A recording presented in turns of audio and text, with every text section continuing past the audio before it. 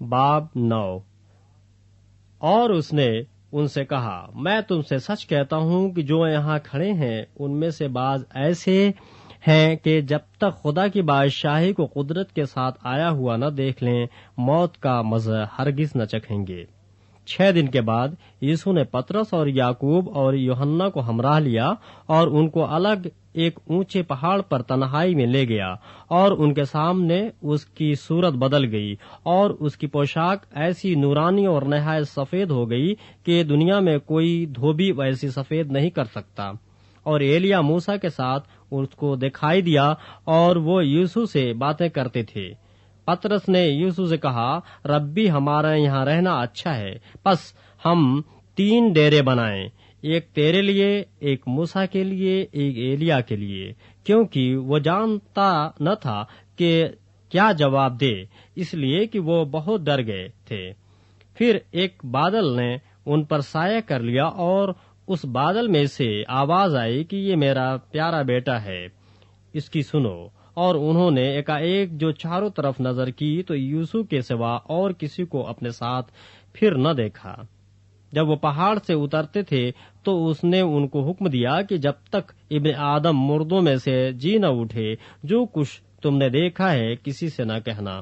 انہوں نے اس کلام کو یاد رکھا، اور وہ آپس میں بحث کرتے تھے کہ مردوں میں سے جی اٹھنے کے کیا معنی ہیں۔ پھر انہوں نے اس سے یہ پوچھا کہ فقیہ کیوں کر کہتے ہیں کہ ایلیا کا پہلے آنا ضرور ہے۔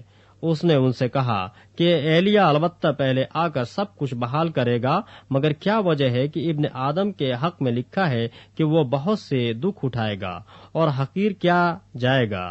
لیکن میں تم سے کہتا ہوں کہ ایلیا تو آ چکا، اور جیسا اس کے حق میں لکھا ہوا ہے انہوں نے جو کچھ چاہا اس کے ساتھ کیا۔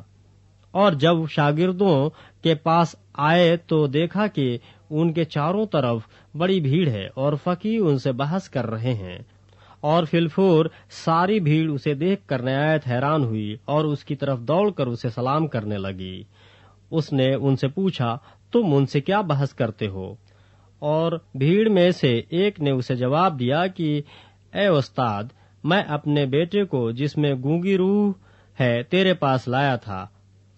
وہ جہاں اسے پکڑتی ہے پٹک دیتی ہے، اور وہ کف بھر لاتا اور دانت پیستا اور سوکھتا جاتا ہے، اور میں نے تیرے شاگردوں سے کہا تھا کہ وہ اسے نکال دیں، مگر وہ نہ نکال سکے۔ اس نے جواب میں ان سے کہا، اے بے اعتقاد قوم، میں کب تک تمہارے ساتھ رہوں گا؟ کب تک تمہاری برداشت کروں گا؟ اسے میرے پاس لاؤ۔ پس وہ اسے اس کے پاس لائے، اور جب اس نے اسے دیکھا تو فی الفور روح نے اسے مروڑا، اور وہ زمین پر گرا اور کف بھر لا کر لوٹنے لگا۔ اس نے اس کے باپ سے پوچھا، یہ اس کو کتنی مدت سے ہے؟ اس نے کہا، بچپن سے، اور اس نے اکثر اسے آگ میں اور اکثر پانی میں ڈالا تاکہ اسے ہلاک کرے، لیکن اگر تو کچھ کر سکتا ہے تو ہم پر ترس کھا کر ہماری مدد کر۔ یسوع نے اس سے کہا، کیا اگر تو کر سکتا ہے؟ جو اعتقاد رکھتا ہے اس کے لیے سب کچھ ہو سکتا ہے۔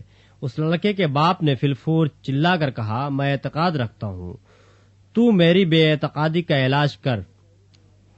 جب یسوع نے دیکھا کہ لوگ دوڑ دوڑ کر جمع ہو رہے ہیں تو اس ناپاک روح کو جھڑک کر اس سے کہا، اے گونگی بحری روح، میں تجھے حکم کرتا ہوں، اس میں سے نکل آ اور اس میں پھر کبھی داخل نہ ہو۔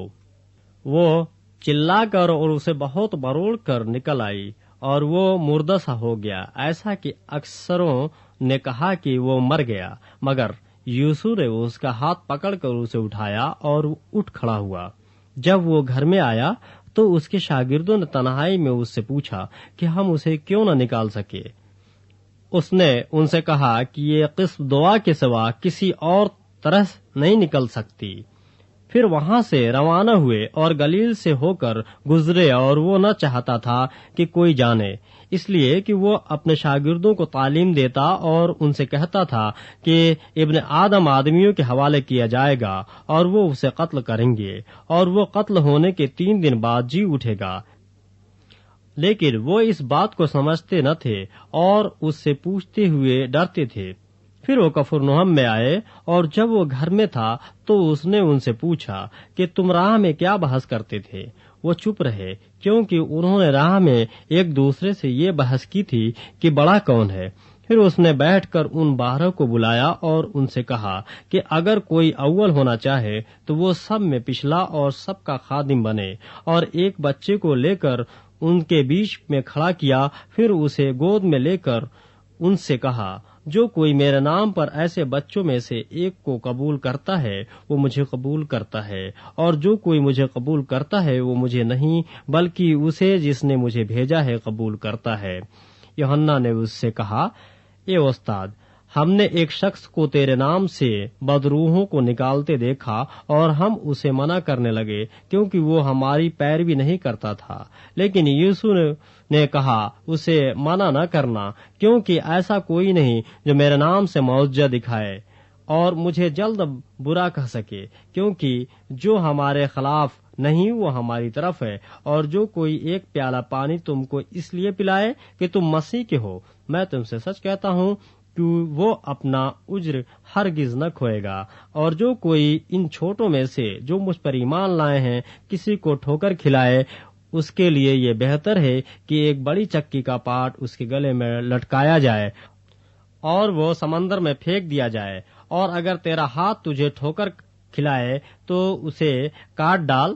ٹنڈا ہو کر زندگی میں داخل ہونا تیرے لیے اس سے بہتر ہے کہ 2 ہاتھ ہوتے جہنم کے بیچ اس آگ میں جائے جو کبھی بجھنے کی نہیں، جہاں ان کا کیڑا نہیں مرتا اور آگ نہیں بجھتی۔ اور اگر تیرا پاؤں تجھے ٹھوکر کھلائے تو اسے کاٹ ڈال۔ لنگڑا ہو کر زندگی میں داخل ہونا تیرے لیے اس سے بہتر ہے کہ 2 پاؤں ہوتے جہنم میں ڈالا جائے، جہاں ان کا کیڑا نہیں مرتا اور آگ نہیں بجھتی۔ اور اگر تیری آنکھ تجھے ٹھوکر کھلائے تو اسے نکال ڈال۔ کانا ہو کر خدا کی بادشاہی میں داخل ہونا تیرے لیے اس سے بہتر ہے کہ 2 آنکھیں ہوتے جہنم میں ڈالا جائے، جہاں ان کا کیڑا نہیں مرتا اور آگ نہیں بجھتی، کیونکہ ہر شخص آگ سے نمکین کیا جائے گا اور ہر ایک قربانی نمک سے نمکین کی جائے گی۔